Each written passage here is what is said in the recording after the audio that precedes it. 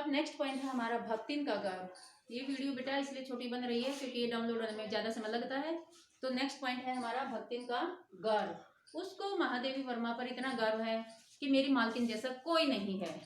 खुद उनके काम में सहायता नहीं कर पाती, हेल्प नहीं कर पाती पढ़ाई लिखाई में, लेकिन फिर भी वो बहाने बहाने काम ढूंढ लेती है। कैसे? जैसे मान लिया लेखिका है, कोई चित्र बना रही है, उस अधूरे चित्र को इधर रख के उधर रख के, पेन पेंसिल की जरूरत है उठा कर दे देगी। मतलब हर चीज का वो बड़े ही अच्छे से ख्याल रखती है। अब है भक्तिन का सेवा भाव। जब लेखिका चित्र वगैरह बनाती है, पढ़ाई करती है, तो वो बार बार कहे जाने पर भी जब लेखिका खाना नहीं खाती है तो बेटे कभी कहीं तुलसी वाली चाय अदरक डालकर, कभी लस्सी, कभी दूध, कभी मतलब कुछ उसको खिलाती रहती है। किसको? लेखिका को। और उसका सेवा भाव क्या है बेटा? सेवा भाव मतलब कहने का अभिप्राय क्या है कि भाई वो सब जब सब सो जाते हैं, छात्रावास के छात्र भी सो जाते हैं, उसके घर में कुछ हैं जैसे पशु रखती है वो, थोड़े छोटे मोटे पशु, मतलब हिरणी है, हिरणी का नाम है सोना, और बिल्ली का नाम है गोदुली, कुत्ते का नाम है वसंत। उनको भी सुला देती है, सो जाते हैं। तब वो जब तक लेखिका जागती है तब तक भक्तिन भी जागती है। नींद आई रहती है, ऐसे ऐसे करती रहती है, लेकिन सोती नहीं है। वो सोचती रहती है। जैसे लेखिका ने अलमीरा की तरफ देखा तो वो उठकर किताब दे देती है। ऐसे मतलब उसकी हेल्प करती रहती है, सहायता करती रहती है लेखिका। अब नेक्स्ट पॉइंट है लेखिका के प्रति भक्तिन की भक्ति भावना। भक्ति भावना। अब देखो बेटे, भक्ति भावना, भक्ति की थी हनुमान ने श्री राम की, उनसे बढ़कर तो कोई भक्ति में है ही नहीं आज तक। ठीक है, तो जहां भी भक्ति की बात आती है तो हनुमान जी का जिक्र आता है। तो लेखिका के प्रति भक्तिन की भक्ति भावना, वो भी हनुमान जी से कम नहीं है। पूरी मतलब इतनी ही लीनता से, इतनी ही तल्लीनता से उनकी सेवा करती है।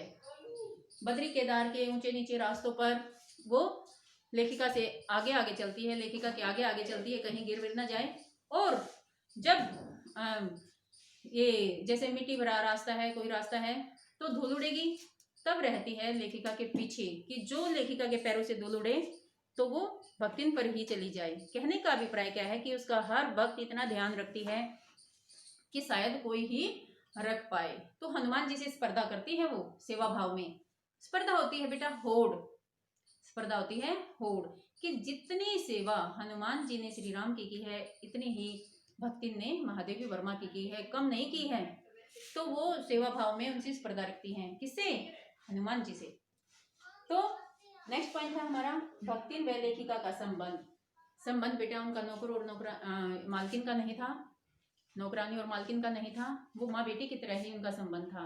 अगर नौकर और मालकिन का होता, अगर नौकर और मालकिन का होता तो लेखिका उनको निकाल चुकी होती।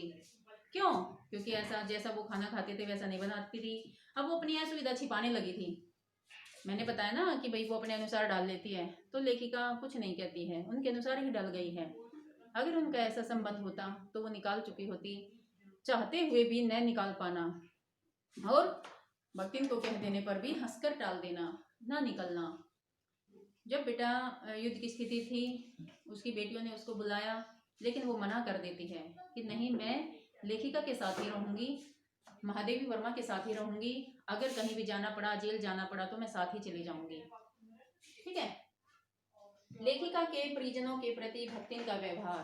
परिजन, परिजन से अभिप्राय है भी जो भी नजदीकी रिश्तेदार थे, जो भी मतलब जिससे लेखिका का वास्ता था। अब छात्रावास में जो लड़कियां रहती थी उनके लिए खाना पकाती थी, लेखिका का जो भोजन होता वो भी उनको चखा देती थी। अगर कोई बच्चा जेल में जाने की होती, ऐसी लड़का कोई कुछ कर देता, जेल जाने की नौबत आती, तो भक्तिन जेल के नाम से ही डर जाती थी। बहुत ज्यादा डर लगता था उसको, जेल से चक्कर तक आ जाते थे जेल का नाम सुनते ही।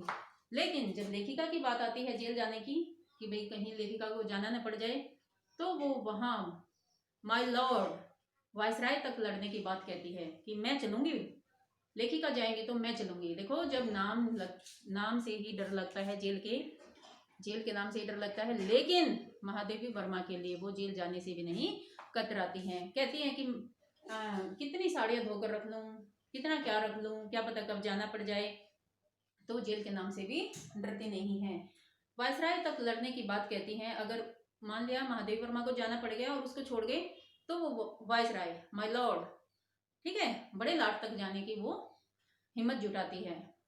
और बेटा वो सभी का, जैसे कवि वगैरह होते हैं, लेखिका भी कवियत्री हैं, तो कवि आते तो उनके प्रति उनका आदर कैसे होता था, जैसे उन कवियों का मतलब लेखिका के प्रति जितना भाव होता, श्रद्धा होती, उसी के अनुसार वो उनको आदर देती थी।